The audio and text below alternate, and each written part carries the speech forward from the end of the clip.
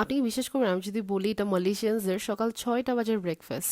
প্রথম যখন মালয়েশিয়াতে আসছিলাম এটা আমার জন্য এক প্রকার একটা কালচারাল শক ছিল। সকাল 6টা বাজে আমি স্ট্রিটে দেখতাম রাস্তাঘাটে স্ট্রিট নাসি লেমাক ভেন্ডার্সরা ওদের বুথ নিয়ে বসতো, এন্ড এটা প্রায় সকাল 9টার ভিতরেই কিন্তু সেল আউট হয়ে যেত। সকাল 10টা বাজে গেলে দেখা যেত চিকেন পাওয়া যেত না, এন্ড যেগুলো একটু পপুলার সেখানে তো 6টা থেকে ভিড় লেগেই থাকে মালয়েশিয়ানসদের। আমার প্রথম নাসি লেমাক অত পছন্দ ছিল না, বাট আস্তে আস্তে গ্রাজুয়ালি আমি অথেন্টিক নাসি লেমাক খাওয়ার পর থেকে I kind of started liking ইট। তো সেদিন আমি সকালবেলা একদম 7টা 7:30 করে গিয়েছিলাম, তখনও কিন্তু ভালোই কিউ ছিল। আমি কিউতে দাঁড়িয়ে এই নাসি লেমাকটা নিয়েছি। এটা ক্লাসিক নাসি লেমাক, বেসিক্যালি হচ্ছিল কোকোনাট রাইস, একটা egg either fried or boil, কিছু ফ্রাইড অ্যানচোভিস থাকে, রোস্টেড পিনাটস থাকে, আর একটা সাম্বল সস থাকে। So yeah, if you are coming to Malaysia, do not forget to try nasi lemak. এটা ওদের একটা ট্রেডিশনাল ডিশ। তো মালয়েশিয়াতে ঘুরতে আসলে ওদের এই ক্লাসিক আইটেমটা কিন্তু ট্রাই করাই উচিত। এন্ড মালয়েশিয়াতে সবচেয়ে পপুলার কেএলএ নাসি লেমাক শপ হচ্ছিল ভিলেজ পার্ক। আমার বাসা থেকে অনেক দূরে, সবসময় যাওয়া পসিবল না, তো আমি বাসার কাছেরটাতেই যাই ইউজুয়ালি।